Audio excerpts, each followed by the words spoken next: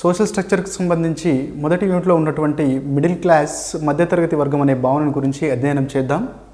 ఇది మధ్యతరగతి వర్గం అనేది సులభంగా సమాధానాన్ని గుర్తించేందుకు అవకాశం ఉన్నటువంటి ఒక టాపిక్. ఈ టాపిక్లో ప్రశ్నలు ఎక్కువగా అభ్యర్థి అవగాహనని పరిశీలించేటువంటి లక్షణాన్ని కలిగి ఉండేటువంటి అవకాశం ఉంది. కాబట్టి మీరు దీన్ని విశ్లేషణాత్మకంగా అర్థం చేసుకోవాల్సినటువంటి అవసరం ఉంటుంది. సో మీరు ఈ విభాగం నుంచి ప్రశ్నలు కనుక మనం గమనించినట్టయితే మధ్యతరగతి అనే యొక్క లక్షణం ఏంటి, మధ్యతరగతికి మరియు కులానికి తేడా ఏంటి, సమాజంలో మధ్యతరగతులు ఉద్భవించినాయి అని మొదటగా అబ్జర్వ్ చేసిన వారెవరు, ప్రపంచంలో మధ్యతరగతులు అనేటువంటి మిడిల్ క్లాస్ అనేటువంటి పదాన్ని ప్రయోగించినది ఎవరు, భారతదేశంలో బ్రిటిష్ కాలంలో బ్రిటిష్ వారు చేపట్టిన చర్యల ఫలితంగా కులం అనేటువంటి వ్యవస్థ నుంచి, చేతి వృత్తులు అనేటువంటి వ్యవస్థ నుంచి బయటికి వచ్చి కులాలకు అతీతంగా, మతాలకు అతీతంగా, ప్రాంతాలకు అతీతంగా, వర్ణాలకు అతీతంగా నూతన ఆదాయ వర్గాలు ఏర్పడ్డాయి. సో అలాంటి ఆదాయ వర్గాల్ని మొట్టమొదటిసారిగా మధ్యతరగతి వర్గమని, భారతదేశంలో ఉద్భవించిన అలాంటి వర్గాల్ని మధ్యతరగతి వర్గం అని పిలిచినది ఎవరు, మధ్యతరగతి వర్గాన్ని 11 రకాలుగా వర్గీకరించింది ఎవరు, అసలు సమాజంలో ఉన్నటువంటి వ్యక్తుల్ని ఆదాయ వర్గాల పరంగా మొట్టమొదటిసారి వర్గీకరించినటువంటి వారెవరు, మధ్యతరగతి యొక్క లక్షణం ఏంటి, అది క్లోజ్డ్ సమూహమా, ఓపెన్ సమూహమా, వాలంటరీ సమూహమా, ఇన్వాలంటరీ సమూహమా, వారి యొక్క ఇతర లక్షణాలు ఎలా ఉంటాయి, పవన్ వర్మ గారు చెప్పినటువంటి 6 రకాల మధ్యతరగతులకు ఉన్నటువంటి 6 రకాల విలువలు ఏంటి, భారతదేశం మధ్యతరగతుల మీద వచ్చినటువంటి పుస్తకాలు ముఖ్యంగా ఏమున్నాయి, మధ్యతరగతి వ్యక్తుల యొక్క సామాజిక లక్షణాలు, సాంస్కృతిక లక్షణాలు, ఆదాయ లక్షణాలు ఎలా ఉంటాయి, వారు ఎలాంటి సమస్యలతో సతమవుతూ ఉంటారు. సో ఇలాంటి ప్రశ్నలు వచ్చేటువంటి అవకాశం ఉంది. ఉదాహరణకి ఈ క్రింది వారిలో మధ్యతరగతి లక్షణం కానిదేది? ఏ, అధిక సామాజిక గతిశీలత ఉంటుంది. బి, మధ్యతరగతి అనేది సాధించిన అంతస్తు. సి, మధ్యతరగతి అనేది ఆపాదించినటువంటి అంతస్తు. డి, మధ్యతరగతి అనేది కుల వృత్తులకు సంబంధించినటువంటి జీవన విధానం. సో ఇలాంటి పాయింట్ ఆఫ్ వ్యూలో మనకు క్వశ్చన్లు వస్తూ ఉంటాయి. కాబట్టి ఈ యొక్క మధ్యతరగతి అనేటువంటి కాన్సెప్ట్ని అవగాహన చేసుకుంటే సులభంగా మన ప్రశ్నలకి సమాధానం పెట్టవచ్చు. మీరు వినే ఉంటారు, ఎక్కువగా కమ్యూనిస్టులు ఉపయోగించేటువంటి పదం బూర్జువాలు అని వాడుతూ ఉంటారు. పెట్టుబడిదారులను ఉద్దేశించి బూర్జువాలు అనే పదం వాడుతూ ఉంటారు. సో ఇండస్ట్రియలైజేషన్ వచ్చిన తర్వాత ప్రపంచంలో మొట్టమొదటిసారిగా ఇండస్ట్రియలైజేషన్ అనేది యూరోప్ సమాజంలో స్టార్ట్ అయింది.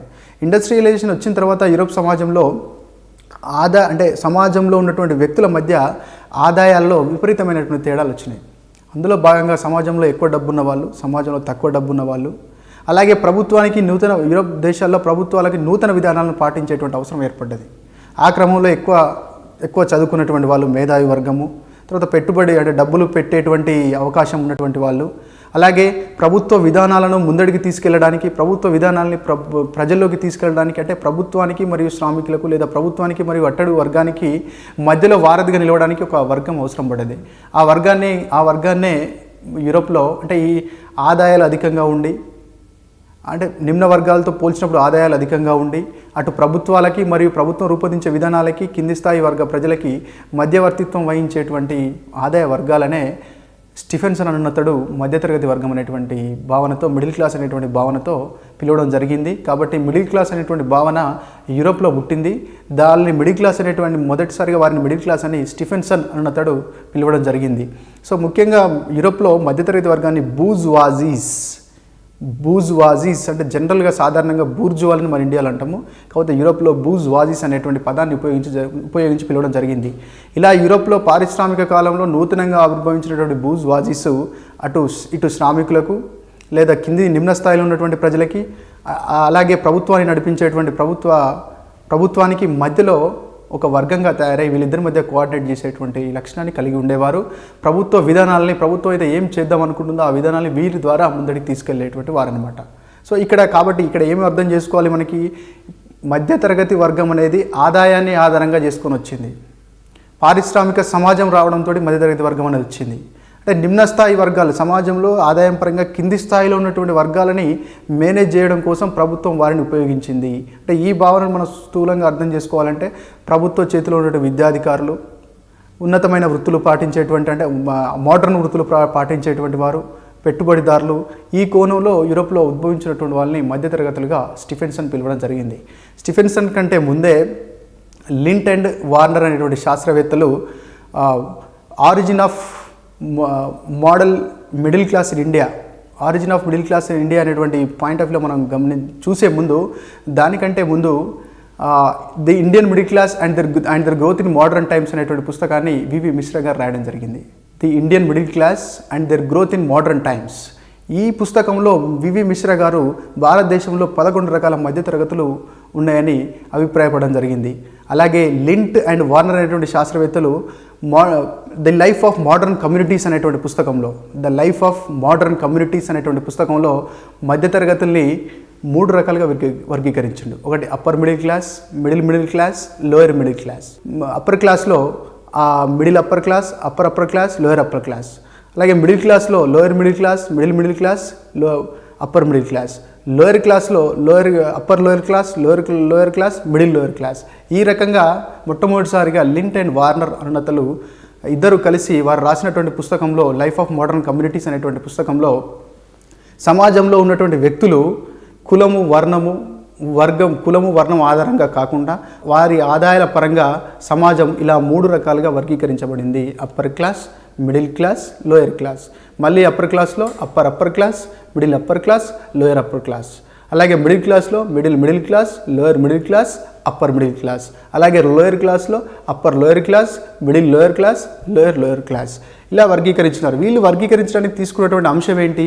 కులం కాదు, మతం కాదు, ప్రాంతం కాదు, జాతి కాదు, వర్ణం కాదు. ఒక ఆదాయం అంటే మధ్య రకమైనటువంటి ఆదాయం, అంటే మరీ ఉన్నత స్థాయిలో కాకుండా మరీ నిమ్న స్థాయిలో కాకుండా పెట్టుబడిదారి లక్షణాన్ని కలిగి ఉండి, అధికమైనటువంటి విద్యను కలిగి ఉండి, ఎక్కువ అంటే శ్రమతో కూడుకున్నది కాకుండా నైపుణ్యంతో కూడుకున్నటువంటి నూతనంగా వచ్చినటువంటి వృత్తులను, అంటే కులం ఆధారిత వృత్తులు కాకుండా నూతనంగా నేర్చుకున్నటువంటి నైపుణ్యాల ద్వారా వృత్తులు చేపట్టినటువంటి వాళ్ళని కలిపి ఉమ్మడిగా అలా పారిశ్రామికీకరణ సమయంలో ఉద్భవించినటువంటి వర్గాలని మిడిల్ క్లాస్ అని మనకి స్టీఫెన్సన్ గారు పేర్కొన్నారు. ఈ యొక్క ఆదాయాల ఆధారంగానే సమాజాన్ని లింట్ అండ్ వార్నర్ అయిన వాళ్ళు అప్పర్ క్లాస్ కానీ, మిడిల్ క్లాస్ కానీ, లోయర్ క్లాస్ కానీ వర్గీకరించినారు. ఇది అంటే మీరు గుర్తుపెట్టుకోవాల్సింది ఏంటంటే మిడిల్ క్లాస్ అనేటువంటి భావన మొదటగా యూరోప్లో స్టార్ట్ అయింది. స్టీఫెన్సన్ అనేటనే వారిని మిడిల్ క్లాస్ అని పిలిచినాడు. దీనికి ఆధారం ఏంటంటే ఆదాయం, విద్య, ఆదాయం, ఈ రెండింటి ఆధారంగా వారిని మధ్యతరగతి వర్గాన్ని అంచనా వేయడం జరిగింది. అలాగే వారిని అక్కడ బూజ్వాజీస్, యూరోప్లో మధ్యతరగతి వర్గాల్ని బూజ్వాజీస్ అనేటువంటి భావనతో పిలిచేటువంటి వారు. మన ఇండియాకు వచ్చినట్టయితే ఇండియాలో బ్రిటిష్ వారు వచ్చేంత వరకు జజ్మాని సిస్టమ్ నిరాటంకంగా కొనసాగింది. అంటే ఇక్కడ జజ్మాని సిస్టంలో ఉత్పత్తి అంటే భూస్వాములు భూమిని కలిగి ఉండేవారు. వారికి సేవలు అందించేటువంటి కులాలు ఉండేవి, వారిని ప్రజా లేదా కామిన్ అనేవారు. వీరు తమ కులాల ఆధారంగా వారి యొక్క కుల వృత్తులను పాటించేవారు. విద్య చదువుకుని గుమస్తా అవ్వడం, లేకపోతే చదువుకొని డాక్టర్ అవ్వడం, చదువుకుని ఒక లెక్చరర్ అవ్వడం, ఇలాంటి కాన్సెప్ట్ కాకుండా ఏ క్యాస్ట్లో జన్మిస్తే ఆ క్యాస్ట్ని పాటించేటువంటి ఆచారం వచ్చింది. అలా గ్రామాలు స్వయం స్వావలంబత్వంతో కూడి ఉండేవి. ఎప్పుడు జజ్మాని వ్యవస్థ భారతదేశంలో ఉన్నప్పుడు అప్పుడు ప్రతి గ్రామం స్వయం పోషకంగా ఉండేది. ఇది బాగానే ఉంది. కానీ దీనికి మరో కోణం ఆలోచించినట్టయితే భూస్వాములు ఎప్పుడు భూస్వాములుగానే ఉన్నారు. అంటే ఆర్థిక సంపదలు అధికంగా ఉన్న వాళ్ళు ఎప్పుడు ఆర్థిక సేవలను పొందే కులాలుగానే ఉన్నారు. ఇక్కడ సేవలు అందించే కులాలుగానే ఉన్నారు. తరతరాలుగా అలాగనే ఉన్నారు. అయితే బ్రిటిష్ వారు వచ్చిన తర్వాత భారతదేశ సామాజిక నిర్మాణంలో చాలా మార్పులు జరిగినాయి. ఒకటి ఏంటంటే ఇక్కడ ఇండస్ట్రీలు స్థాపించినారు వాళ్ళు. అలాగే బ్రిటిష్ వాళ్ళు భారతదేశాన్ని పరిపాలించేటువంటి క్రమంలో బ్రిటిష్ వారి యొక్క సంస్కృతి విలువలు ఆంగ్ల విద్య ప్రవేశపెట్టడానికి మెకాలే ఆంగ్ల విద్యా విధానాన్ని తీసుకొచ్చాడు. బ్రిటిష్ వారికి తమ పరిపాలనలో అండదండగా ఉండేందుకోసమై భారతదేశంలో వారికి ఉద్యోగులు అవసరం పడ్డారు. అందుకోసం బ్రిటిష్ వారికి అనుకూలమైనటువంటి ఉద్యోగులను తయారు చేయడం కోసం మెకాలే విద్యా విధానం ప్రవేశపెట్టారు. మెకాలే విద్యా విధానం యొక్క లక్షణం ఏంటి? మెకాలే విద్యా విధానం యొక్క ఫిలాసఫీ ఏంటంటే మెకాలే విద్యా విధానం ఎలా అంటే భారతీయులు శారీరకంగా భారతీయులైనా మానసికంగా బ్రిటిష్ వారుగా ఆలోచించే రకంగా మన విద్యా విధానం ఉండాలనే లక్ష్యంతో మెకాలే విద్యా విధానాన్ని ప్రవేశపెట్టినారు. సో ఆ క్రమంలో ఏమైందంటే భారతదేశంలో బ్రిటిష్ వారు దీర్ఘకాలం పరిపాలించినప్పుడు పారిశ్రామికీకరణ వచ్చింది. పారిశ్రామికీకరణ స్టార్ట్ అయింది. చిన్నగా పరిశ్రమలు పెట్టడం స్టార్ట్ అయింది. చిన్నగా అంటే ప్రైమరీ స్టేజ్లో పారిశ్రామికీకరణ స్టార్ట్ అయింది. పరిశ్రమలు పెట్టినప్పుడు ఏమైంది? పరిశ్రమల్లో పనిచేయడానికి వాళ్ళకి వర్క్ ఫోర్స్ అవసరమైంది. ఆ లేబర్ ఎక్కడి నుంచి తీసుకొచ్చినారు? భారతదేశంలో ఉండే వాళ్ళే లేబర్గా కావాలి. ఎందుకంటే ఇంగ్లాండ్ నుంచి తీసుకొచ్చి ఇక్కడ పని చేయించలేరు. వాళ్ళ దగ్గర అంతమంది మనుషులు కూడా లేరు, జనాభా కూడా లేదు. కాబట్టి భారతదేశంలో బ్రిటిష్ వారు పరిశ్రమలు స్థాపించడం వల్ల ఆ పరిశ్రమలో పనిచేయడానికి లేబర్ అవసరం పడ్డాడు, గుమస్తా అవసరం పడ్డాడు, సూపర్వైజర్ అవసరం పడ్డాడు. సో వీళ్ళందరూ ఏమైంది? ఇది కులం ఆధారంగా కాకుండా నైపుణ్యం ఆధారంగా, విద్య ఆధారంగా వాళ్ళందరూ జజ్మాని వ్యవస్థ నుంచి బయటకు వచ్చి, అంటే కుల వృత్తుల నుంచి బయటకు వచ్చి ఇండస్ట్రీలో పనిచేయడం మొదలుపెట్టినారు. సో ఈ రకంగా కుల వృత్తులతో సంబంధం లేకుండా, కులంతో సంబంధం లేకుండా, వర్ణంతో సంబంధం లేకుండా, ప్రాంతంతో సంబంధం లేకుండా భారతదేశంలో బ్రిటిష్ వారు చేపట్టినటువంటి ఈ కార్యక్రమాల వల్ల, పారిశ్రామికీకరణ వల్ల, విద్య వల్ల, అలాగే స్వతంత్రం వచ్చిన తర్వాత భూ సంస్కరణల వల్ల, భూదానోద్యమం వల్ల ఏమైందంటే కుల వృత్తులు వదిలేసి ఒక ఆదాయంనే ఆధారంగా ఇచ్చేటువంటి వృత్తులే చేసుకోవడం జరిగింది. సో ఇలా భారతదేశంలో ఆధునిక విద్యను నేర్చుకొని, వేరే దేశాలకు పోయి విద్యను నేర్చుకొని, నూతన విలువలు సంపాదించుకొని, కులంతో సంబంధం లేకుండా ఏర్పడ్డటువంటి ఒక వర్గాన్నే మధ్యతరగతి, భారతదేశంలో మధ్యతరగతి వర్గం అని చెప్పేసి అరవింద్ ఘోష్ అనేటువంటి బెంగాల్కు చెందినటువంటి జాతీయవాది అరవింద్ ఘోష్ ఇలా బ్రిటిష్ పరిపాలన కాలంలో భారతదేశంలో ఆవిర్భవించినటువంటి నూతన వర్గాన్ని, నూతన సామాజిక వర్గం, కులానికి సంబంధం లేదు, మతానికి సంబంధం లేదు, ప్రాంతానికి సంబంధం లేదు, కేవలం ఆదాయాల ఆధారంగా, నాలెడ్జ్ ఆధారంగా, స్కిల్ ఆధారంగా ఏర్పడినటువంటి వర్గాన్ని మధ్యతరగతి వర్గం అని అరవింద్ ఘోష్ గారు పిలిచినారు. ప్రపంచవ్యాప్తంగా స్టీవెన్సన్ ఆ పదాన్ని ఉపయోగిస్తే భారతదేశ సమాజాన్ని ఉద్దేశించి మాత్రం అరవింద్ ఘోష్ గారు ఆ పదాన్ని ఉపయోగించడం జరిగింది. అంటే భారతదేశంలో ఇలా పురాతన కాలంలో లేనటువంటి పారిశ్రామిక వర్గం, మధ్యతరగతి వర్గం ఎందుకు భారతదేశంలో ఎప్పుడు స్టార్ట్ అయిందంటే క్వశ్చన్ పడవచ్చు. భారతదేశంలో మధ్యతరగతి వర్గం అనే భావన ఎప్పుడు ఉద్భవించింది? బ్రిటిష్ వారి పరిపాలన కాలంలో. ఎందుకు ఆవిర్భవించిందంటే బ్రిటిష్ వారు భారతీయులు పరిపాలించాలి కాబట్టి వాళ్ళకి అవసరమైనటువంటి అధికార గణాన్ని తయారు చేసుకున్నారు. వాళ్ళు ఒక మధ్యతరగతి వర్గం. బ్రిటిష్ వారు పరిశ్రమలు స్థాపించి పరిశ్రమలో పనిచేయడానికి కుల వృత్తులతో సంబంధం లేని వ్యక్తులని అభివృద్ధి చేసుకున్నారు. వారు ఒక పారిశ్రామిక వర్గం. సో ఇలా మధ్యతరగతి వర్గం భారతదేశంలో స్టార్ట్ అవ్వగానే జడ్జిమాని సిస్టమ్ తగ్గిపోయింది. ఇక్కడ మధ్యతరగతి వర్గం అనేటువంటి కాన్సెప్ట్ బాగా పెరిగిపోయింది. సో ఇలా బ్రిటిష్ వారి కాలంలో పరిపాలనేటువంటి మధ్యతరగతి వర్గం తర్వాత అంటే మొట్టమొదటిసారి దీన్ని మనం అర్థం చేసుకోవచ్చు. మొట్టమొదటిసారిగా భారతదేశంలో మధ్యతరగతి వర్గం ఏ రంగంలో ఏర్పడింది? పారిశ్రామిక రంగంలో ఏర్పడింది. పరిశ్రమలు పెట్టినారు, వృత్తులు వదిలేసి కులంతో సంబంధం లేనటువంటి వర్గం తయారైంది, ఆదాయంతో సంబంధం ఉన్నవి, అదే పారిశ్రామిక మధ్యతరగతి వర్గం. తర్వాత పారిశ్రామిక మధ్యతరగతి వర్గం భారతదేశంలో ఉద్భవించిన తర్వాత హరిత విప్లవం తర్వాత వ్యవసాయ రంగంలో మధ్యతరగతి వర్గం తయారైంది. వ్యవసాయ రంగంలో హరిత విప్లవం వచ్చిన తర్వాత అంటే భూమిలో అంటే సాంద్రత వ్యవసాయం చేసినప్పుడు అత్యధిక పంటలు తీసుకోవడం వల్ల దానివల్ల ఆదాయాలు పెరిగేసి మధ్యతరగతి వర్గం వచ్చింది. భూ సంస్కరణల వల్ల కూడా వ్యవసాయ రంగంలో మధ్యతరగతి వర్గం వచ్చింది. అంటే కులానికి సంబంధం లేకుండా భూమి లేని వాళ్ళకి భూమి చేయడం జరిగింది. అలాంటప్పుడు నిమ్న కులాల వాళ్ళు కూడా, నిమ్న కులాలుగా భావింపబడుతున్న వాళ్ళు కూడా ఏం చేసింది? వాళ్ళ యొక్క వృత్తులను వదిలేసి వ్యవసాయం చేసుకోవడం మొదలుపెట్టిన అలా వ్యవసాయ రంగంలో మధ్యతరగతి వర్గం వచ్చింది. వ్యవసాయ రంగంలో మధ్యతరగతి వర్గం అత్యధికంగా పంజాబ్, హర్యానా అంటే ఎక్కడైతే హరిత విప్లవం బాగా సక్సెస్ అయిందో అక్కడ మధ్యతరగతి వర్గం ఏర్పడింది. దక్షిణ భారతదేశంలో లింగాయతులు, మన ఆంధ్రప్రదేశ్లో తీసుకుంటే కమ్మ, రెడ్డి, కాపు వీళ్ళందరూ కూడా మధ్యతరగతి వర్గంగా ఎదగడానికి వ్యవసాయ రంగం బాగా దోహదపడింది. సో ఇలా బ్రిటిష్ వారి కాలంలో పారిశ్రామిక ఫలితంగా, విద్య ఫలితంగా, ఇలాంటి సామాజిక నిర్మాణంలో వచ్చినటువంటి మార్పుల ఫలితంగా కులం అనేటువంటి కాన్సెప్ట్తో సంబంధం లేకుండా, మతం అనేటువంటి కాన్సెప్ట్తో సంబంధం లేకుండా ఏర్పడినటువంటి మధ్యతరగతి వర్గం యొక్క లక్షణాలు ఏంటి? ఆ లక్షణాల మీద మనకు క్వశ్చన్స్ పడేటువంటి అవకాశం ఉంది. మధ్యతరగతి వర్గం లక్షణాలు మనం కులం యొక్క లక్షణాలతో కంపేర్ చేసుకొని మనం ఈజీగా అవగాహన చేసుకోవచ్చు. కులం అనేది విశ్వవ్యాప్తమైంది కాదు, కులం అనేది భారతదేశానికి మాత్రమే సంబంధమైంది. అలాగే మధ్యతరగతి వర్గం అనేది మాత్రం విశ్వవ్యాప్తమైంది. ప్రతి దేశంలో కూడా మధ్యతరగతి వర్గం ఉంది. అలా యూరోప్లో మొదలు స్టార్ట్ అయింది, మన ఇండియాలో తర్వాత స్టార్ట్ అయింది. ఇప్పుడు అన్ని రకాల దేశాల్లో మధ్యతరగతి వర్గం అనేది స్టార్ట్ అయింది. కులం అనేది ఒక క్లోజ్డ్ గ్రూప్. కుల సభ్యత్వం అందరికీ రాదు. ఆ కులంలో జన్మించిన వారికి మాత్రమే కుల సభ్యం అవుతుంది. కానీ మధ్యతరగతి వర్గంలో సభ్యత్వం అన్ని కులాల వాళ్ళకు ఉంటుంది. దానికి కులం అనేది ప్రాతిపదిక కాదు. కులం అనేది ప్రాతిపదిక కాదు. ఎవరు ఇప్పుడు ఫర్ ఎగ్జాంపుల్ పవన్ కే వర్మ గారు ఏం చెప్పినారు? 20,000 నుంచి భారతదేశంలో పవన్ కే వర్మ అనేటువంటి శాస్త్రవేత్త మధ్యతరగతుల మీద చాలా పరిశోధన నిర్వహించినారు. అతని యొక్క అభిప్రాయంలో 20,000 నుంచి ₹1,00,000 ఆదాయం, నెలకి 20,000 నుంచి ₹1,00,000 ఆదాయం ఉన్నటువంటి ప్రతి వ్యక్తి మధ్యతరగతి వ్యక్తే. అంటే ఇక్కడ క్రైటీరియా ఏం తీసుకున్నాము? ఇన్కమ్ లెవెల్స్ తీసుకున్నాము. అంటే ఇక్కడ వర్ణంతో కానీ కులంతో కానీ సంబంధం లేదు. అంటే 20,000 పైన 20,000 నుంచి ₹1,00,000 మధ్య సంపాదించే వాళ్ళందరూ కూడా మధ్యతరగతి వర్గంగా పవన్ వర్మ గారు అభిప్రాయపడినారు. దాని అర్థం ఏంటి? అది ఓపెన్ గ్రూప్. 20,000 ఇవాళ నువ్వు సంపాదిస్తే మధ్యతరగతి వర్గంగా జాయిన్ అవుతావు. అంటే ఇక్కడ కులం అనేది క్లోజ్డ్ గ్రూప్ అయితే మధ్యతరగతి వర్గం అనేది ఓపెన్ గ్రూప్. కులం అనేది వ్యక్తికి ఏమిస్తుంది? ఒక కులంలో జన్మించినప్పుడు ఒక వ్యక్తికి సమాజం ఒక హోదాని ఇస్తుంది, అంటే ఆపాదిస్తుంది సమాజం. ఎక్స్ అనే కులంలో పుట్టినా కాబట్టి నీ స్టేటస్ ఇంత, వై అనే కులంలో పుట్టినా కాబట్టి నీ స్టేటస్ ఇంత. అంటే ఇది సమాజం ఆ వ్యక్తికి ఆపాదించినటువంటి అంతస్తు. కానీ మధ్యతరగతి వర్గం ఎలాంటి అంతస్తు ఇస్తుంది వ్యక్తికి? ఇలా నిమ్న స్థాయిలో ఉన్నటువంటి వాడు రేపేంటి మధ్యతరగతి వర్గంలోకి వెళ్ళిపోతాడు. అంటే అది సాధించిన అంతస్తు ఇస్తుంది. కులంలో సామాజిక గతిశీలతకు అవకాశం సున్నా, అసలు అవకాశమే లేదు. ఒక కులంలో జన్మించినప్పుడు ఆ కులపరమైన వృత్తిని, ఆ కుల ఆచారాలని పాటిస్తున్నప్పుడు ఏమంటే సామాజిక గతిశీలతకి అవకాశం చాలా తక్కువగా ఉంటుంది. సో అలాంటప్పుడు అదే మధ్యతరగతి వర్గంలో సామాజిక గతిశీలకు అధికంగా అవకాశం ఉండేటువంటి ఛాన్స్ ఉంటుంది. సో కాబట్టి ఇలా ఈ కులం అనేటువంటి కాన్సెప్ట్ని మధ్యతరగతి వర్గం అనే కాన్సెప్ట్ని చూసుకున్నప్పుడు కులం అనేది కేవలం రిస్ట్రిక్టెడ్ కాన్సెప్ట్, అంటే మన భారతదేశానికి సంబంధించిన కాన్సెప్ట్. మధ్యతరగతి వర్గం ప్రపంచం మొత్తానికి సంబంధించిన కాన్సెప్ట్. క్యాస్ట్లో మెంబర్షిప్ అనేది ఓపెన్ టు, అంటే అందరికీ సంబంధించినది కాదు, అది వారసత్వంగా వచ్చింది. కానీ మధ్యతరగతి వర్గంలో సభ్యత్వం అనేది మనం సంపాదించుకుని ఇలా మొత్తం అగ్రికల్చర్ లేబర్గా ఉన్నాడు, రేపు పొద్దున కొంచెం ల్యాండ్ కొనుక్కొని మధ్యతరగతి వర్గంగా మారచ్చు. సో ఇది మనం సాధించుకున్నటువంటి అంతస్తుగా మనం చెప్పచ్చు. అలాగే మధ్యతరగతి వర్గం అంటే డెవలప్మెంటల్ థింకింగ్ తోటి, ఒక సెక్యులర్ థింకింగ్ తోటి, ఇప్పుడు ఆదాయము ఖర్చులు అనేటువంటి భావనలతోటి. సో అంటే ఎన్సీఆర్ వాళ్ళు ఏం చెప్తున్నారంటే మధ్యతరగతి వర్గం అంటే కన్జ్యూమర్ క్లాస్గా పేర్కొన్నారు. అంటే ఎంత ఖర్చు పెట్టి ఈ స్థాయిలో ఖర్చు పెట్టగలిగితే వాళ్ళు మధ్యతరగతి వర్గంగా మనం పిలవచ్చు అనేటువంటి కాన్సెప్ట్తో చెప్తూ ఉన్నారు. సో కాబట్టి మధ్యతరగతి వర్గానికి ప్రధానమైనటువంటి బేస్ ఏంటంటే ఆదాయంగా మనం చెప్పుకోవచ్చు. భారతదేశంలో ఇట్లా క్వశ్చన్ ఇలా ఇవ్వచ్చు. పారిశ్రామిక మధ్యతరగతి వర్గం, తర్వాత గ్రామీణ మధ్యతరగతి వర్గం, వ్యవసాయ రంగ మధ్యతరగతి వర్గం, పట్టణ మధ్యతరగతి వర్గం, వీటిని సరైన క్రమంలో అమర్చండి. అట్లాంటప్పుడు మనం ముందుగా పెట్టాల్సింది ఏంటి? పారిశ్రామిక మధ్యతరగతి వర్గం. దాని తర్వాత పెట్టాల్సింది ఏంటి? వ్యవసాయ మధ్యతరగతి వర్గం. దాని తర్వాత పెట్టాల్సింది ఏంటి? పట్టణ మధ్యతరగతి వర్గం. దాని తర్వాత ఇప్పుడు చివరిలో పెట్టాల్సింది ఏంటి? గ్రామీణ మధ్యతరగతి వర్గం. ఎందుకు గ్రామీణ మధ్యతరగతి వర్గం ఇప్పుడు డెవలప్ అవుతుందంటే ఇప్పుడు రూర్బనైజేషన్ అనేటువంటి కాన్సెప్ట్ వచ్చింది. గ్రామీణ ప్రాంతాల్లో ఉండి కూడా వివిధ రకాల వృత్తులు చేసుకునేటువంటి అవకాశం ఇప్పుడు పెరిగింది.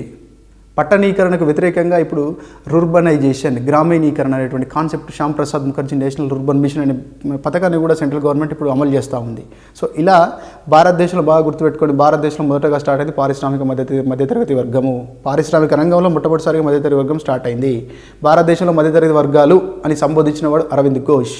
స్టీఫెన్సన్ ప్రపంచవ్యాప్తంగా ప్రపంచంలో మొట్టమొదటిసారిగా మధ్యతరగతి వర్గాన్ని బూజ్వాజీసు అని పిలవడం జరిగింది.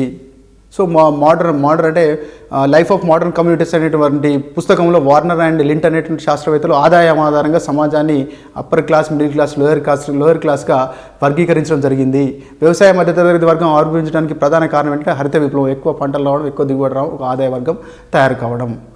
అయితే ఈ రకంగా చూసుకున్నప్పుడు ఆదాయమే ప్రధాన ఆధారంగా చూసుకున్నప్పుడు అయితే ఖచ్చితంగా సైంటిఫిక్గా వీళ్ళని మధ్యతరగతి వర్గము అంటారు అని మనకి ఎక్కడ కరెక్ట్గా అంటే వ్యాలిడ్గా మనకు డెఫినేషన్స్ అనేవి లేవు. ఒక్కొక్కరు ఒక్కొక్క రకంగా మనకు అభిప్రాయపడినారు. అలా మనం చూసుకున్నప్పుడు national council of applied economics research అనే వాళ్ళు చెప్పినటువంటి ప్రకారం ఏంటంటే 4,000 నుంచి $20,000 ఆదాయం సంవత్సరానికి ఉన్నటువంటి వాళ్ళని మధ్యతరగతి వర్గంగా పేర్కొన్నారు. వారినే వీరు కన్జ్యూమర్ క్లాస్గా పిలవడం జరిగింది. పవన్ కే వర్మ అనేటువంటి శాస్త్రవేత్త నెలకి 20,000 నుంచి ₹1,00,000 ఆదాయం ఉన్నటువంటి వాళ్ళని మధ్యతరగతి వర్గంగా పిలవడం జరిగింది. అలాగే సిఐఐ వారు ₹1,20,000 సంవత్సర ఆదాయం ఉన్నటువంటి వారిని మధ్యతరగతి వర్గంగా పిలవడం జరిగింది. సో ఈ లక్షణాలతో కూడినటువంటి మధ్యతరగతి వర్గం భారతదేశంలో సుమారుగా CNN, IBN వారి లెక్కల ప్రకారం 20% ప్రజలు భారతదేశంలో మధ్యతరగతి వర్గాలుగా ఉన్నారు. అలాగే ప్రపంచంలో ఉన్నటువంటి మధ్యతరగతి వర్గాల్లో 3% మధ్యతరగతి వర్గాలు భారతదేశంలో ఉన్నారు. ప్రపంచవ్యాప్తంగా చూసినట్టయితే చైనా మధ్యతరగతుల విషయంలో మొదటి స్థానంలో ఉంది, భారతదేశము 2వ స్థానంలో ఉంది. గ్లోబల్ వెల్త్ రిపోర్ట్ వారి ప్రకారము 23.06 మిలియన్ల మంది మధ్యతరగతి వర్గము మనకు కనిపిస్తారు. సో ఇలా భారతదేశంలో ఈ బ్రిటిష్ కాలంలో ఉద్భవించినటువంటి మధ్యతరగతి వర్గాన్ని రీసెంట్గా the Indian middle class and their growth in modern times, the Indian middle class and their growth in modern times అనేటువంటి పుస్తకంలో ప్రొఫెసర్ వివి మిశ్రా గారు వారిని 11 రకాలుగా వర్గీకరించడం జరిగింది. చదువుకున్న మేధావులు, పారిశ్రామిక మధ్యతరగతి వర్గాలు, పట్టణ మధ్యతరగతి వర్గాలు, గ్రామీణ మధ్యతరగతి వర్గాలు, వ్యవసాయ మధ్యతరగతి వర్గాలు, వ్యాపార మధ్యతరగతి వర్గాలు, అధికార మధ్యతరగతి వర్గాలు, వృత్తిపరమైన మధ్యతరగతి వర్గాలు, కళారంగానికి సంబంధించినటువంటి మధ్యతరగతి వర్గాలు, లాయర్లు, ఇలా 11 రకాలుగా భారతదేశంలో మధ్యతరగతి వర్గాల్ని మిశ్రా గారు వర్గీకరించడం జరిగింది. ఇక్కడ మీరు గుర్తుపెట్టుకోవాల్సింది ఇక్కడ రావాల్సినటువంటి క్వశ్చన్స్ ఏంటంటే భారతదేశంలో నూతనంగా ఆవిర్భవించినటువంటి వారిని మధ్యతరగతి వర్గాలుగా పిలిచింది ఎవరు? అరవింద్ ఘోష్. ఎవరి కాలంలో భారతదేశంలో మధ్యతరగతి వర్గాలు ఉద్భవించినాయి?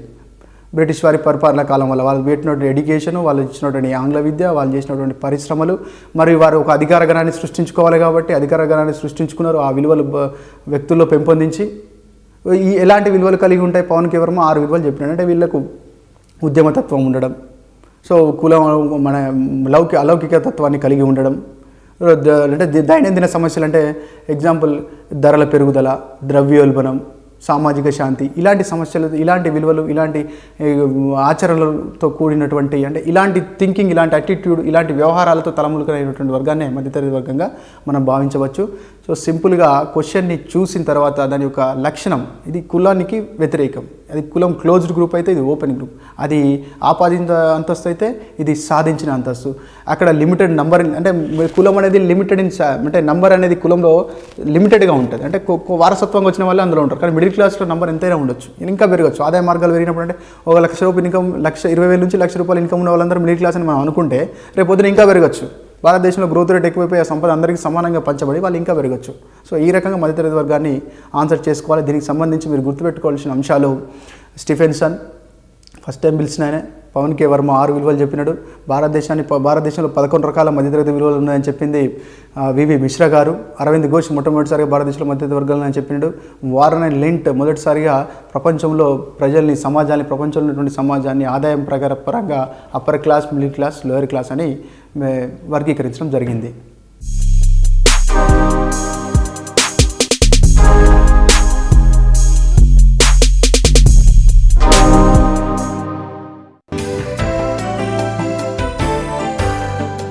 సోషల్ ఎక్స్క్లూజన్ అండ్ సోషల్ ఇన్ఈక్వాలిటీకి సంబంధించిన అభ్యసనం చేద్దాం. ముఖ్యంగా ఈ విభాగం నుంచి ప్రశ్నలు కాన్సెప్ట్ బేస్డ్గా వచ్చేటువంటి అవకాశం ఉంటుంది. ఇందులో సోషల్ ఎక్స్క్లూజన్ అంటే ఏంటి, సోషల్ ఇన్ఈక్వాలిటీస్ అంటే ఏంటి, వాటికి గల కారణాలు ఏంటి, సోషల్ ఎక్స్క్లూజన్ స్వభావం ఎలా ఉంటుంది, దాని ఇంపాక్ట్ సొసైటీ మీద, వివిధ వర్గాల మీద ఎలా ఉంటుంది, ముఖ్యంగా సోషల్ ఎక్స్క్లూజన్కి, సోషల్ ఇన్ఈక్వాలిటీకి గురవుతున్న వర్గాలు ఏంటి, ఎన్ని రకాల సోషల్ ఎక్స్క్లూజన్స్ ఉన్నాయి, వ్యక్తి స్థాయి నుంచి, సమాజ స్థాయి నుంచి, సాంస్కృతిక స్థాయి నుంచి. అలాగే ఈ క్రింది వానిలో సోషల్ ఎక్స్క్లూజన్ యొక్క ప్రభావాన్ని తెలపండి. ఈ క్రింది వానిలో సోషల్ ఇన్ఈక్వాలిటీ రూపం కానిదేది, ఈ క్రింది వానిలో సోషల్ ఎక్స్క్లూజన్కు ఎక్కువగా గురవుతూ, భారతీయ సమాజంలో ఈ క్రింది వానిలో ఎక్కువగా సామాజిక పరాధీనతకు లేదా సోషల్ ఎక్స్క్లూజన్కు లేదా సామాజిక వెలికి గురవుతున్న వారిని గుర్తించండి. సో ఇలాంటి ప్రశ్నలు కాన్సెప్ట్ బేస్డ్ ప్రశ్నలు వచ్చేటువంటి అవకాశం ఉంటుంది. సో కాబట్టి దీన్ని మనం బాగా అవగాహన చేసుకున్నట్టయితే సులభంగా సమాధానాన్ని గుర్తించవచ్చు. బేసిక్గా సమాజం అనేది విభిన్నతతో కూడి ఉంటుంది. ప్రపంచంలో ఏ సమాజమైన, భారతీయ సమాజమైన, పాశ్చాత్య సమాజమైన, సమాజంలో సోషల్ డిఫరెన్షియేషన్స్ ఉంటాయి. సోషల్ ఇన్ఈక్వాలిటీ అనేది విశ్వవ్యాప్తమైనటువంటి భావన. మనం దీన్ని ఎలా అర్థం చేసుకోవాలంటే, సమాజంలో ఉమ్మడిగా కొంతమంది వ్యక్తులకు మిగతా వ్యక్తులతో పోల్చి చూసినప్పుడు ఆదాయంలో, అధికారంలో, భాగస్వామ్యంలో, సాంస్కృతికంగా, వనరుల వినియోగంలో, ఇలా అన్ని రకాల అవకాశాలలో సమానత్వం అందరికీ ఉండకపోవడం. ఎందుకు ఉండట్లేదు అంటే కొన్ని చారిత్రక కారణాలు, భౌగోళిక కారణాలు, మనం పెట్టుకున్నటువంటి కుల వ్యవస్థ, తర్వాత ఈ లింగ భేదాలు. సో ఇలాంటి కారణాల వల్ల ఏమవుతుందంటే సమాజంలో కొన్ని వర్గాలకి సమూహంగా కొన్ని హక్కులను డినే చేయడం వల్ల, కొన్ని అవకాశాలను డినే చేయడం వల్ల వాళ్ళు అసమానతలకు లోనైలు. ఇలా సమాజంలో ఉమ్మడిగా గోచరించేటువంటి అసమానతల్ని మనం సామాజిక అసమానతలుగా అర్థం చేసుకోవచ్చు. అయితే ఈ సామాజిక అసమానతల్ని, అంటే సమాజంలో ఓవరాల్గా ఉండేటువంటి అసమానతల్ని రూసో గారు 2 రకాలుగా క్లాసిఫై చేసిండు. అందులో ఒకటి ప్రకృతి సిద్ధంగా ఏర్పడేటువంటి అసమానతలు, రెండవది మనకు మనంగా ఈ సమాజం నిర్మించుకున్నటువంటి ఆచారాలు, కట్టుబాట్లు, సాంప్రదాయాలు, వ్యవహారాలు, ఈ తర్వాత ఈ ప్రభుత్వ విధానాలు, అలాగే ఆర్థిక విధానాల వల్ల మనది మనం అంటే ప్రకృతి సిద్ధంగా ఏర్పడినవి కాకుండా మన సామాజిక వ్యవహారాల వల్ల ఏర్పడినటువంటి అసమానతలు సామాజిక అసమానతలు. బేసిక్గా గుర్తుపెట్టుకోండి, రూసో గారు 2 రకాలుగా చెప్పినాడు. ఒకటి ప్రకృతి సిద్ధ అసమానతలు, 2 మానవుడు సృష్టించుకున్నటువంటి అసమానతలు. ప్రకృతి సిద్ధమైన అసమానతలకి మనం ఎగ్జాంపుల్ కనుక చూసుకున్నట్టయితే లింగ భేదము అంటే దీన్ని అర్థం చేసుకోవాలి ఏంటంటే, లింగ భేదము వేరు, లింగపరమైన స్థరీకరణ వేరు. అంటే ప్రకృతి సిద్ధంగా మగవాళ్ళకి కొన్ని పనులు ఉంటాయి, అలాగే ప్రకృతి సిద్ధంగా ఆడవాళ్ళకి కొన్ని లాక్టేషన్ లాంటి పనులు ఉంటాయి. దీన్ని మనం ప్రకృతి సిద్ధమైన విభజనగా పేర్కొంటాం. అలా కాకుండా ఇది మగవాళ్ళు చేసే పని, ఇది ఆడవాళ్ళు చేసే పని, మగవాళ్ళు ఇలా ఉండాలి, ఆడవాళ్ళు ఇలా ఉండాలి, ఇది సోషల్ కన్స్ట్రక్ట్. దీన్నే మనం జెండర్ అంటాం. అంటే ముందంటే ఆడ మగ మధ్యలో ఉన్నటువంటి శారీరక ధర్మాలు, శారీరక ప్రక్రియలు, తర్వాత హార్మోనస్ డిఫరెన్సెస్, తర్వాత శరీర నిర్మాణంలో ఉన్నటువంటి తేడాలు, తర్వాత జీవిత కాలంలో వివిధ సందర్భాల్లో నిర్వర్తించవలసినటువంటి బయాలజికల్ రోల్స్, ఇది పురుషులకి మరియు స్త్రీలకి మధ్య ఉన్నటువంటి ప్రకృతి సిద్ధమైనటువంటి తేడా.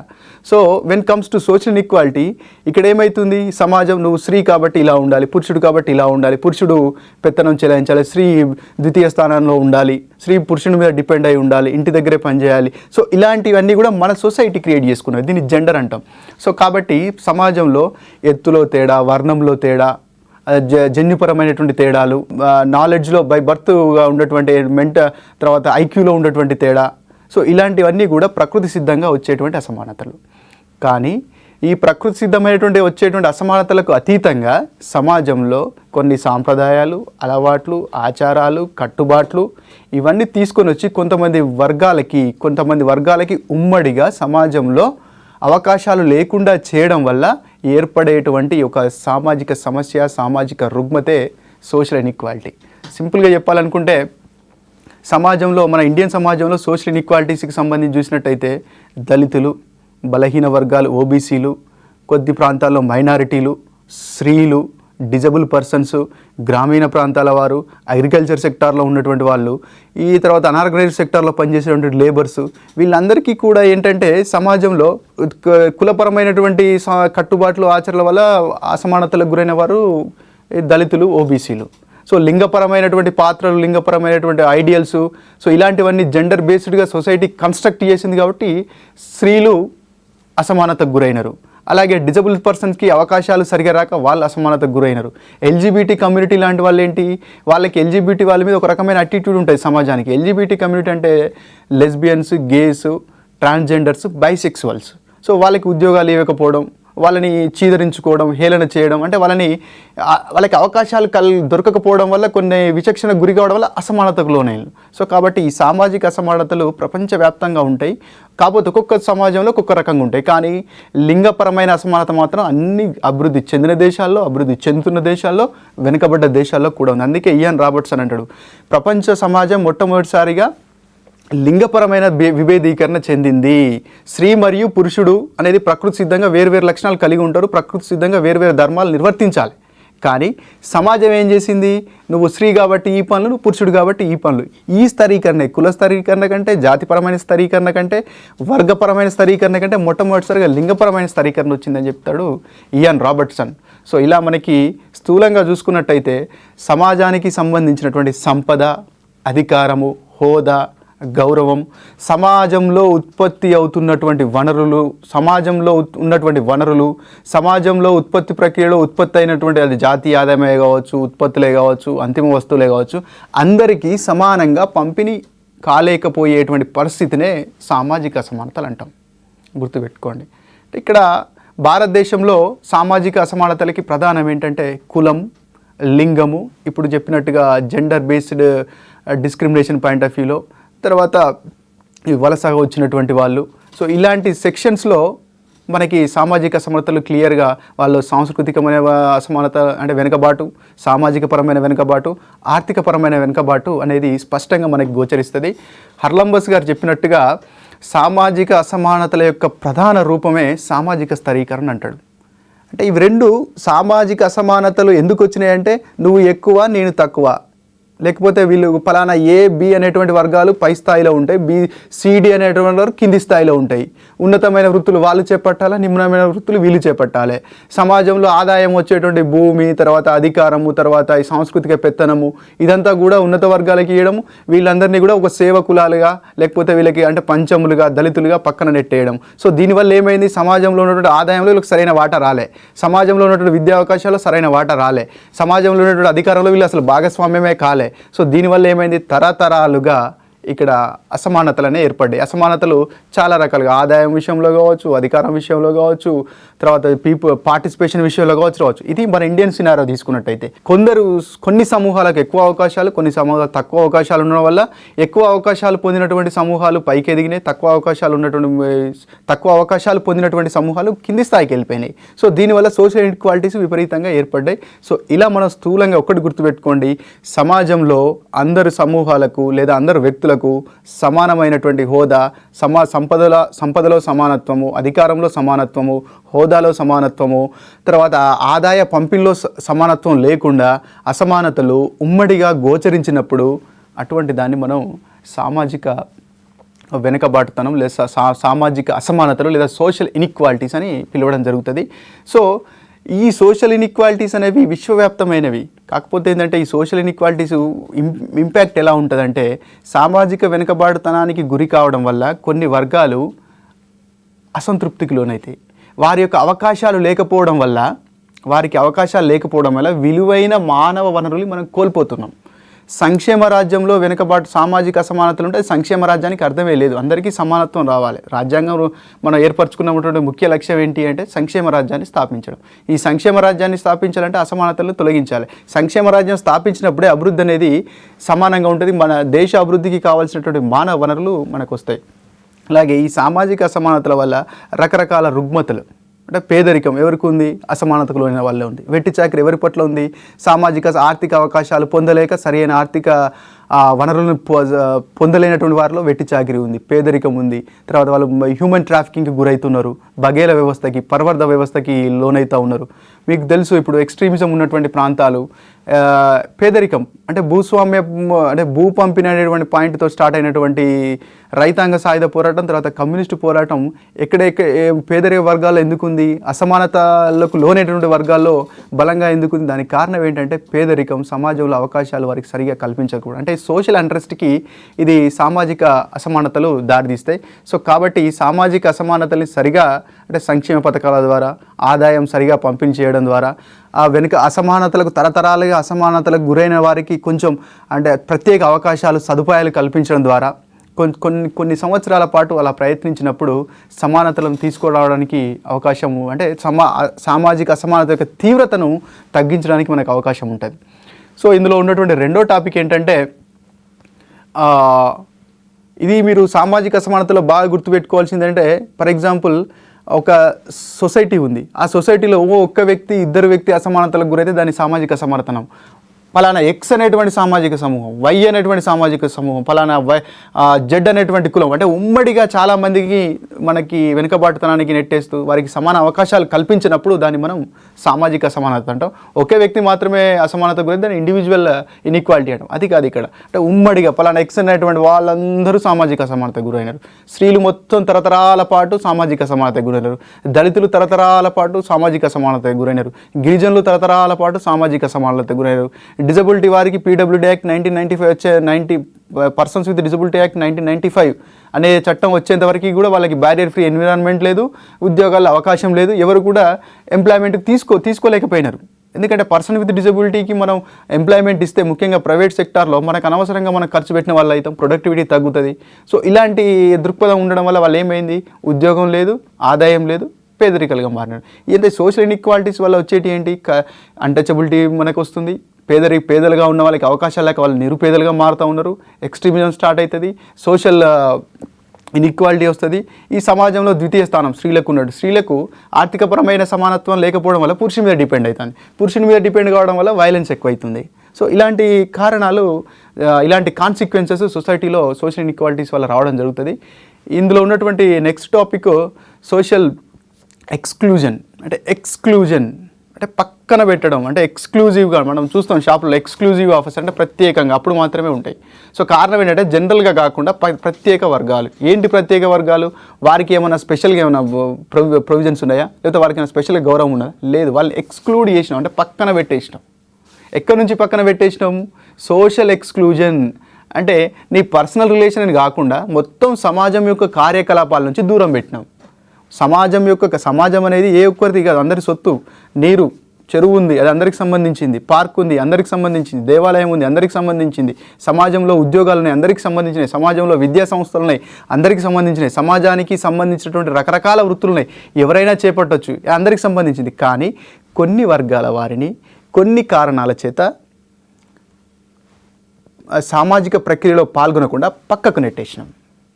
ఫర్ ఎగ్జాంపుల్ జెండర్, లింగం, స్త్రీలను కొన్ని సందర్భాల్లో కల్చరల్ యాక్టివిటీస్కి దూరంగా పెట్టడం, ఉద్యోగాలు మీకు అవసరం లేని పెట్టడం, డిజబుల్స్కి ఉద్యోగ అవకాశాలు లేకుండా పక్కన పెట్టడం, ఎల్జీబీటీ కమ్యూనిటీ ఇంతకుముందు చెప్పినట్టుగా lesbians, gays, transgenders and bisexuals వీళ్ళ మీద ఒక రకమైనటువంటి మనకు స్టిగ్మా, డిస్క్రిమినేషన్ చూపెట్టి వీళ్ళకి ఉద్యోగాల అవకాశం ఇవ్వకపోవడం, లేకపోతే ఒక ఇల్లు రెంట్కి ఇవ్వాలంటే కూడా పలానా ఎల్జీబీటీ కమ్యూనిటీ వ్యక్తి కాబట్టి నీకు ఇల్లు రెంట్కి ఇవ్వాలని చెప్పడం.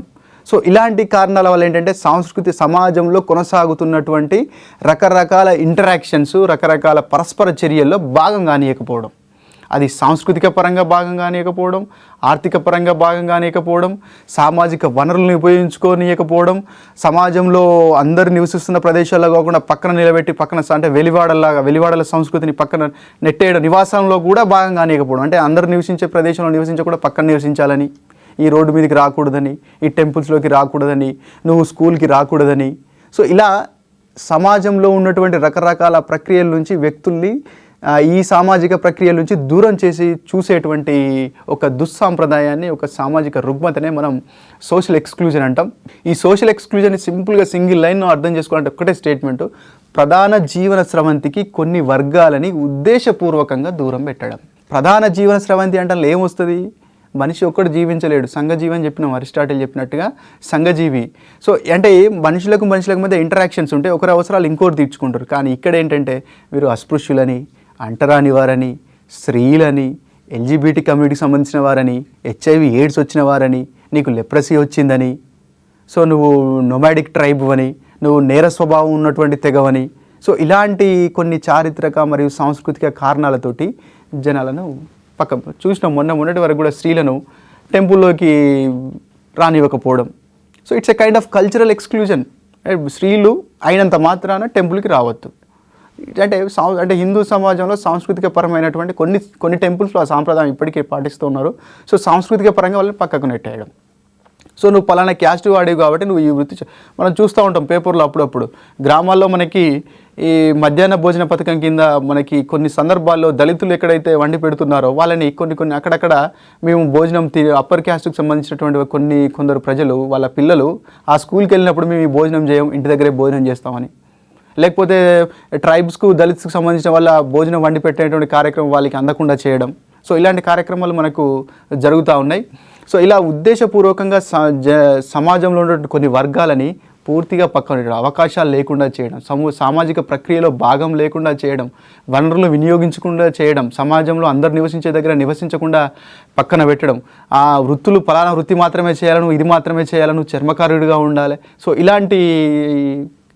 ఇలాంటి ఎడబాటుకు పక్కకు నెట్టేయడాన్ని, ఎలినేట్ చేయడాన్ని మనం సామాజిక పరాధీనత లేదా సామాజిక వైనమ్యత లేదా సామాజిక వెలి లేదా సోషల్ ఎక్స్క్లూజన్. నువ్వు ఒక వ్యక్తితో మాట్లాడట్లేదంటే అది నీ పర్సనల్. కానీ ఇక్కడ ఉమ్మడిగా కొంతమంది వ్యక్తులు సమాజంలో ఒక సెక్షను ఇంకొక సెక్షన్ని మొత్తం ఎక్స్క్లూడ్ చేస్తూ ఉంది. సో ఈ సామాజిక వెలికి కారణాలు ఏంటి? మన భారతదేశంలో మళ్ళీ క్యాస్ట్ సిస్టమ్ అంటే జనాలు ఇట్లా సమాజంలో కొంతమంది వర్గాలు ఈ సోషల్ అంటే సమాజం నుంచి ఎక్స్క్లూడ్ చేయడం వల్ల వాళ్ళకి అవకాశాలు రాక అసమానతకు లోనైన్లు, ఈ వెనుకబాటుకు గురైన్లు, నిరక్షరాస్యతకు గురైన్లు, అవగాహన లోపానికి గురైన్లు, వాళ్ళ హక్కులకు భంగం కలుగుతుంది, వాళ్ళ మీద దాడులు జరుగుతూ ఉన్నాయి. తర్వాత వాళ్ళ పోషకాహార లోపాలు తీవ్రంగా ఉన్నాయి, వాళ్ళ తీవ్రమైనటువంటి పేదరికం ఉంది. తరాలుగా 1976 వెట్టి చాకరీ చట్టం వచ్చేంత వరకు, 1975 వెట్టి చాకరీ ఆర్డినెన్స్ వచ్చేంత వరకు, అలాగే SITA చట్టం, ITPA చట్టం వచ్చేంత వరకు, బాల కార్మిక వ్యవస్థ నిర్మూలన 1986 చట్టం వచ్చేంత వరకు కూడా వాళ్ళు వాళ్ళని సొసైటీ నుంచి ఎక్స్క్లూడ్ చేసి సమాజంలో అవకాశాలు కలగకుండా చేయడం వల్ల వాళ్ళ అసమానతలకు లోనే, పేదరికానికి లోనే ఇలాంటి కార్యక్రమాలు, అనైతిక కార్యక్రమాల్లోకి బలవంతంగా నెట్టివేయబడడం, బాల కార్మికులుగా మారడం, విద్యకు దూరంగా ఉండడం, పోషకాహార సమస్యలతో బాధపడడం, విపరీతమైనటువంటి అంటరానితనానికి లోనవ్వడం.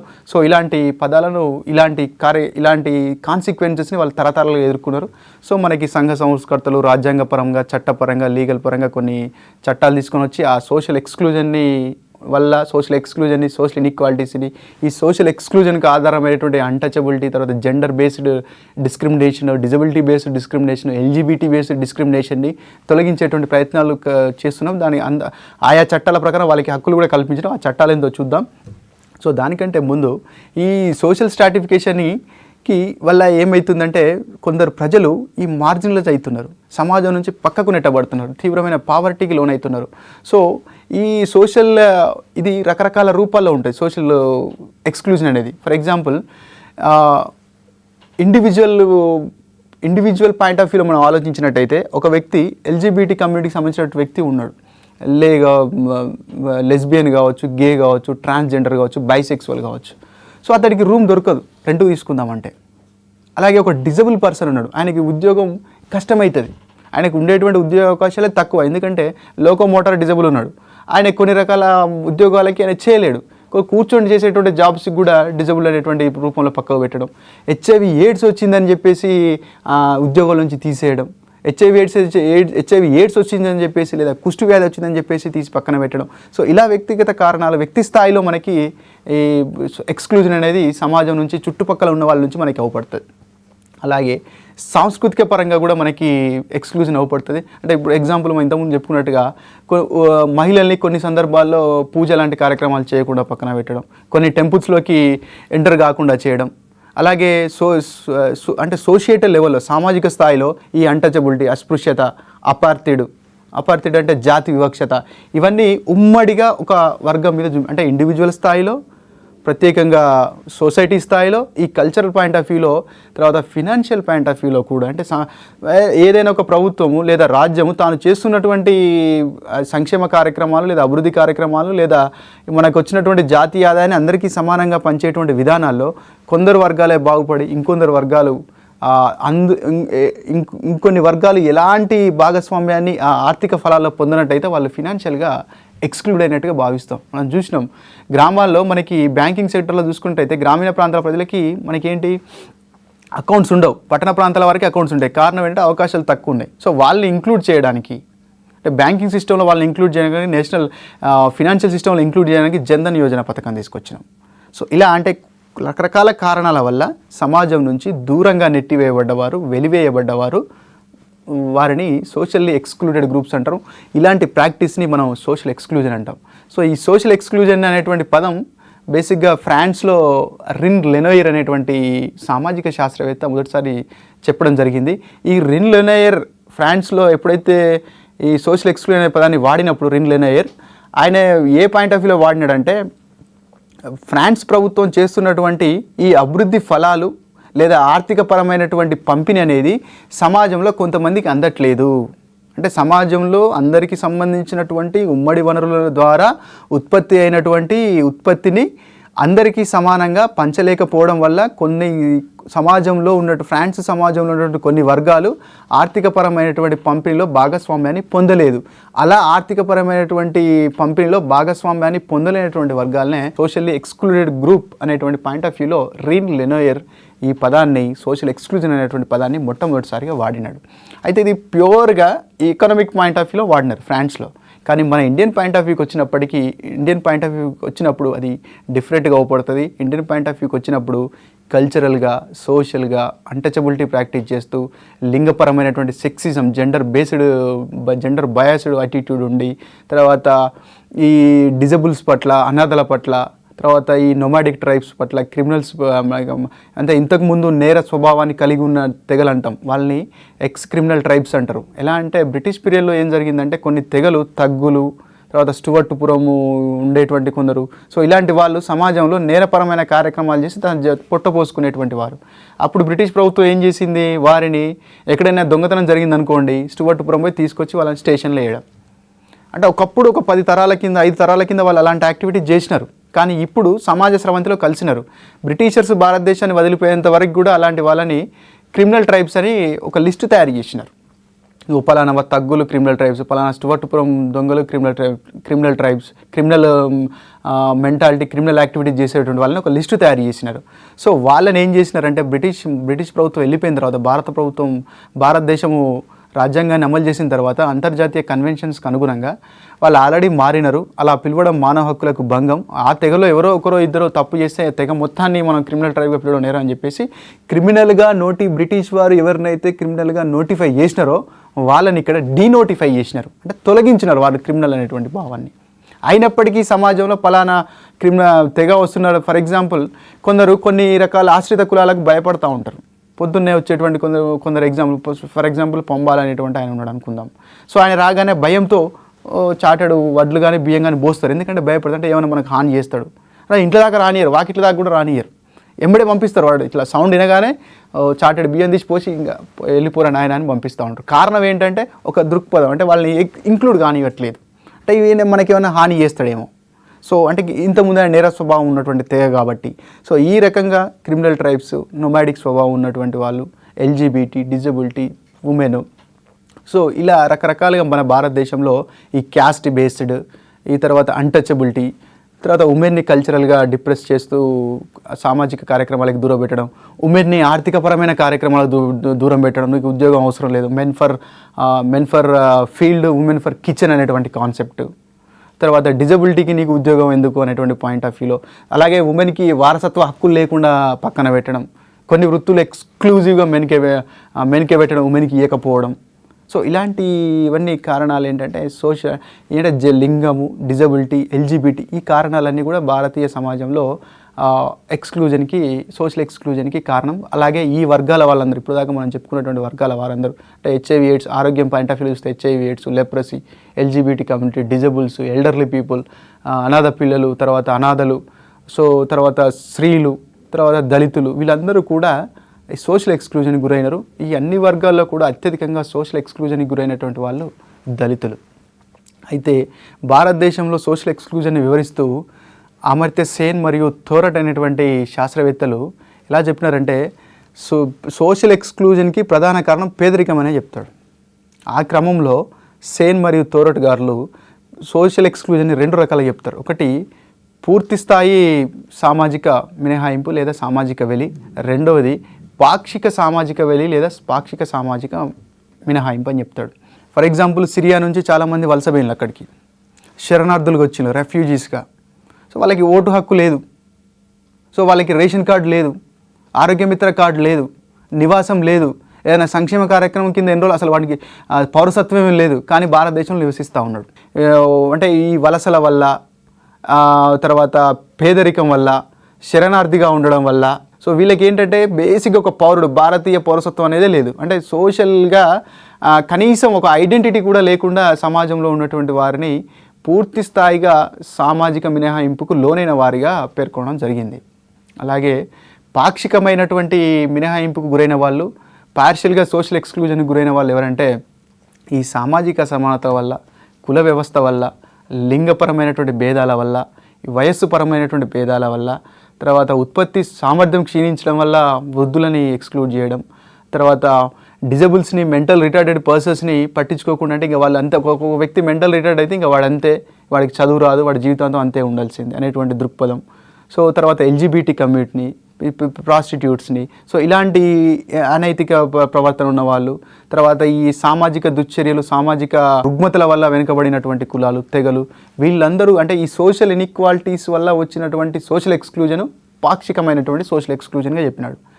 కనీసం పూర్తిగా అసలు పౌరసత్వమే లేకుండా దొంగతనంగా చాటుగా బతికి తలదాచుకునేటువంటి శరణార్థులు, వీళ్ళందరూ కూడా పూర్తి స్థాయి సామాజిక మినహాయింపుకు లోనైనట్టుగా థోరట్ మరియు అమర్త్య సేన్లు అభిప్రాయపడడం జరిగింది.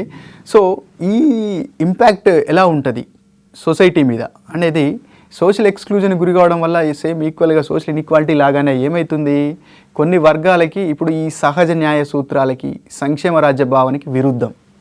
సమాజంలో ఉన్నటువంటి వనరులు అందరికీ సంబంధించినవి, కానీ కొంతమందికి మాత్రమే ప్రత్యేకంగా ఆ చెరువులో నీళ్ళు నువ్వు తాగకూడదు, ఈ బస్ స్టాండ్లో నువ్వు కూర్చోకూడదు, ఈ రోడ్డు మీద నువ్వు నడవకూడదు, ఈ ప్రదేశంలో నువ్వు ఇల్లు కట్టుకోకూడదు. ఆర్టికల్ 19 చెప్తా ఉంది, భారతదేశంలో ఎక్కడైనా నివాసాన్ని కలిగించుకునే హక్కు ప్రతి పౌరుడికి ఉంటుంది. అంటే జాగ కొనుక్కొని ఇల్లు కట్టుకోవడం, జాగ కొనుక్కునే స్తోమత ఉంది, ఇల్లు కట్టుకునే స్తోమత ఉంది, కానీ నువ్వు పలానా ఎక్స్ అనే క్యాస్ట్ కాబట్టి నువ్వు ఇక్కడ ఉండొద్దు, నువ్వు వెలివాడలోనే ఉండాలి, నువ్వు మా మధ్యలో ఉండొద్దు, నువ్వు మాకి భోజనం, మా పిల్లలకి స్కూల్లో నువ్వు భోజనం వండి పెడతావా, పెట్టకూడదు కదా. సో ఇలాంటి అంటే ఈ రుగ్మతలు, సోషల్ అంటే క్యాస్ట్ బేస్డ్గా అన్టచబిలిటీకి రిలేటెడ్ ఉన్నటువంటి రుగ్మతలన్నీ కూడా దానివల్ల వస్తాయి. సో దాంతో ఏంటంటే తీవ్రమైనటువంటి పేదరికాన్ని, అవకాశాలు పొందలేకపోవడాన్ని, ఆర్థికంగా చితికిపోవడాలు, సో ఇలాంటి రుగ్మతలకు గురవుతూ వెట్టి చాకరీ, జోగిని, దేవదాసి వ్యవస్థ, ఫోర్సుల్ లేబరు, తర్వాత ఇలాంటి పేదరికంతో రిలేట్ అయినటువంటి అన్ని సమస్యలన్నీ కూడా ఇక్కడ మనం సోషల్ ఎక్స్క్లూజన్ అంటే సామాజిక అసమానతల వల్ల వచ్చినటువంటి పేదరికం, సామాజిక అసమానతల వల్ల సోషల్గా ఎక్స్క్లూడ్ అయ్యి సామాజిక అసమానతలు ఏర్పడి దాని ద్వారా సమాజంలో అవకాశాలు పొందలేక పేదరికానికి గురవడం, అట్రాసిటీస్ గురవడం, దాడులకు గురవడం, వెలివాడల సంస్కృతి, సో ఇలాంటి కాన్సిక్వెన్సెస్ అంటే విలువైన మానవ వనరుల్ని కోల్పోవడం. 8.6% గిరిజన జనాభా ఉంది. 17% వరకు దళితుల జనాభా ఉంది. అంటే 25% మందిని మనం సొసైటీ నుంచి ఎక్స్క్లూడ్ చేసినాం. అంటే నీకు విద్య వద్దు, నీకు చదువు వద్దు, నీకు స్కిల్స్ వద్దు, నువ్వు తరతరాలుగా నీ కుల వృత్తినే పాటించాలి, అదే జీవన విధాన్ని కొనసాగించాలని మనం పక్కన పెట్టినాం సొసైటీ నుంచి. దానివల్ల ఏమైంది, 25% దేశంలో ఉన్నటువంటి మానవులను మనం కోల్పోతాం. సో ఇలాగే సోషల్ ఎక్స్క్లూజన్ ప్రభావానికి గురైనట్టయితే మనకి రాజ్యాంగ నిర్మాత, రాజ్యాంగ పిత మనకు అంబేద్కర్ మనకు దొరికేవాడు కాదు. సో ఇలా మానవ వనరుల మీద తీవ్రమైనటువంటి ప్రభావాన్ని చూపెడుతూ ఈ మళ్ళీ సోషల్ అన్రెస్ట్కి, సామాజిక ఉద్యమాలకి, సో ఇలాంటి వాటికి కూడా కారణమవుతుంది. అది సంక్షేమ రాజ్యం అనేటువంటి భావనకే వ్యతిరేకం. సో ఈ సోషల్ ఇన్ఈక్వాలిటీస్ని తర్వాత సోషల్ ఎక్స్క్లూజన్ అనేటువంటి పాయింట్ ఆఫ్ వ్యూలో మీకు అంటే క్వశ్చన్ వస్తే ఎలా ఉంటుందంటే, ఈ క్రింది వాణిలో లింగపరమైన వివక్షతకు గురైన వారు, ఎల్జీబీటీ కమ్యూనిటీ అంటే ఈ క్రింది వాణిలో సోషల్ ఎక్స్క్లూజన్కి కారణాంశం కానిదేది, పాక్షిక మినహాయింపు, పూర్తిస్థాయి మినహాయింపు అని చెప్పింది ఎవరు, యూరోప్లో మొదటగా ఈ మినహాయింపు అనేది ఏ పాయింట్ ఆఫ్ వ్యూలో, ఫినాన్షియల్ పాయింట్ ఆఫ్ వ్యూలో వచ్చిందా, సోషల్ పాయింట్ ఆఫ్ వ్యూలో వచ్చిందా, ఇండియాలో ఏ పాయింట్ ఆఫ్ వ్యూలో వచ్చింది, ఈ సొసైటీలో ఉన్నటువంటి ఇన్ఈక్వాలిటీస్ని వర్గీకరించింది ఎవరు, సామాజిక అసమానతలు ఏ రూపంలో గోచరిస్తాయి, కల్చరల్ రూపంలో ఉంటాయి, ఇండివిజువల్ లెవెల్లో ఉంటాయి, సొసైటల్ లెవెల్లో ఉంటాయి, అధికారంలో అంటే పార్టిసిపేషన్లో భాగస్వామ్యం కానియకుండా చేస్తాయి, పార్టిసిపేషన్లో ఇన్ఈక్వాలిటీ ఉంటాయి, ఫినాన్షియల్ ఇన్ఈక్వాలిటీస్ ఉంటాయి, కల్చరల్ ఇన్ఈక్వాలిటీస్ ఉంటాయి. సో ఈ రకరకాలుగా సాంస్కృతిక సామాజికపరమైన ఇన్ఈక్వాలిటీస్ ఉంటాయి. సో ఈ రకంగా ఈ అవకాశాలు పొందలేక హక్కుల ఉల్లంఘన, హక్కుల హననం, అంటే వాళ్ళకి హక్కులు లేకుండా పోవడం, తర్వాత సరియైన పోషకాహారం లేకుండా పోవడం, వాళ్ళకు అంటే తరతరాలుగా పేదరికంతో, తీవ్రమైన పేదరికంతో ఉండడం, తరతరాలుగా అంటే ఒక డిగ్రేడెడ్ వృత్తులనే చేపట్టాలనేటువంటిది, తర్వాత నిరక్షరాస్యత, విద్యకు దూరం కావడం, ప్రజాస్వామ్య ప్రక్రియలో భాగం కాలేకపోవడం, ఓటేయడానికి మాత్రమే పనికొచ్చేటువంటి యంత్రాలుగా మారుతూ అధికారంలో సరైనటువంటి వాటాని పొందలేకపోవడం. సో ఇలాంటి వాటికి గురవుతారు. కాబట్టి వీటిని తీసేయడానికే మనకి రిజర్వేషన్లు, సంక్షేమ పథకాలు, స్పెషల్ స్కూల్స్, తర్వాత ఆర్టికల్ 19 కింద ఆర్టికల్ 15, ఆర్టికల్ 16 మనకి ప్రైమరీ రైట్స్లో కూడా ఈ సోషల్ ఇన్ఈక్వాలిటీస్ని డైరెక్ట్గా, ఇండైరెక్ట్గా సోషల్ ఇన్ఈక్వాలిటీస్ని, సోషల్ ఎక్స్క్లూజన్ని తగ్గించేటువంటి చర్యల్ని చేపట్టడం జరిగింది. కాబట్టి ఈ సెక్షన్ నుంచి మీరు బాగా గుర్తుపెట్టుకోవాల్సింది, ఏ వర్గాలు సోషల్ ఎక్స్క్లూజన్ గురవుతాయి, సామాజిక సమానతలకు కారణం ఏంది, అపార్థిడ్ అంటే ఏంటి, కల్చరల్ ఎక్స్క్లూజన్ అంటే ఏంటి, ఫినాన్షియల్ ఎక్స్క్లూజన్ అంటే ఏంటి. మొన్నటి వరకు కూడా ఎంప్లాయ్మెంట్లో డిజబుల్స్కి ఎంప్లాయ్మెంట్ లేదు. 1995 చట్టం వచ్చేంత వరకు వాళ్ళకి హక్కు లేదు. అంటే ఉద్యోగాల 3% రిజర్వేషన్లు వాళ్ళకి లేవు. మహిళలకు మొన్నటి వరకు సాంస్కృతికంగా మనం పాటించేటువంటి సాంప్రదాయాల ప్రకారం మహిళ కిచెన్లోనే ఉండాలి అనేటువంటి ఇలా రకరకాల గ్రూపులు సోషల్ ఎక్స్క్లూజన్కి, సోషల్ ఇన్ఈక్వాలిటీస్కి గురైనవిగా మీరు గుర్తుపెట్టుకోవాలి. ఈ సెక్షన్ నుంచి ఖచ్చితంగా కాన్సెప్ట్ బేస్డ్ క్వశ్చన్లే మాత్రమే వస్తాయి. సో దాన్ని జాగ్రత్తగా అభ్యర్థులు గమనించాల్సి ఉంటుంది.